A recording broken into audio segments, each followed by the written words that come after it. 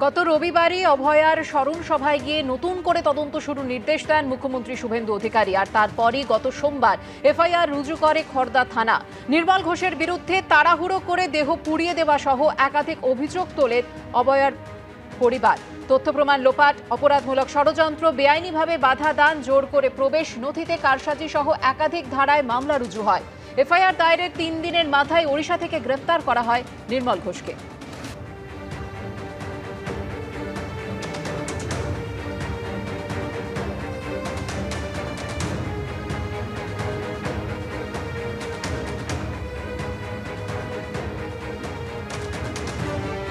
তারিখ অর্থাৎ দ্বিতীয় বছর যেদিন পূরণ হলো এই নারকীয় নৃশংস ঘটনা, সেই দিন শুভেন্দু অধিকারী তিনি জানিয়েছিলেন যে একেবারে নতুন করে অভিযোগ দায়ের হবে, ফের শুরু হবে তদন্ত।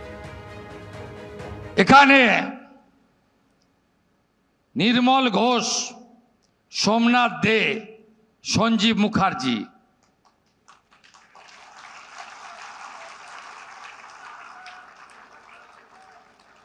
এই 3 জন এই কাণ্ড করেছেন।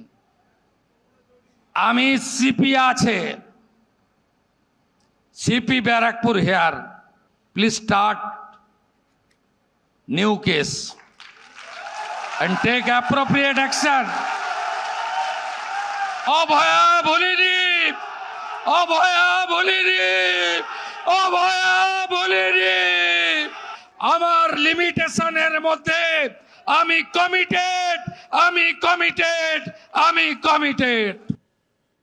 মুখ্যমন্ত্রীর আশ্বাস, তারপর অভয়ার বাবার অভিযোগের ভিত্তিতে এফআইআর দায়ের, তারপরই গ্রেফতার। পানিহাটির প্রাক্তন তৃণমূল বিধায়কের গ্রেফতারের পরে তুঙ্গে উঠেছে রাজনৈতিক চাপানুতর। অনেক আগে গ্রেপ্তার হওয়ার কথা ছিল, হ্যাঁ, করেনি এমন কোনো নোংরামি নেই। চুরিতে পিএইচডি, দুর্নীতিতে পিএইচডি। বাংলার মানুষ চায় এরা চিরকাল জেলের ভেতরে থাকুক।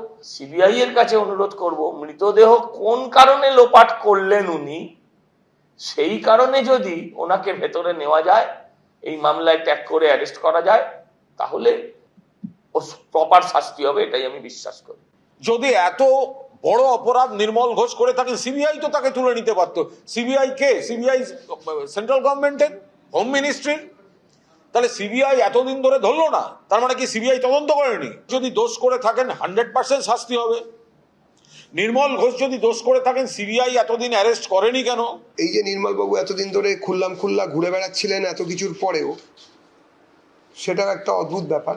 এইবারে দেখতে হবে যে সোমনাথ দে আর সঞ্জীব মুখোপাধ্যায়, এবারে তারা কোথায় যাবে এবং কিভাবে থাকবে, কোথায় কোথায় গেছে, প্রভাবশালী যোগ তাদের জন্য কতটা কি হবে, সেটা আমরা দেখতে হবে। এবিপি আনন্দ, এগিয়ে থাকে, এগিয়ে রাখে।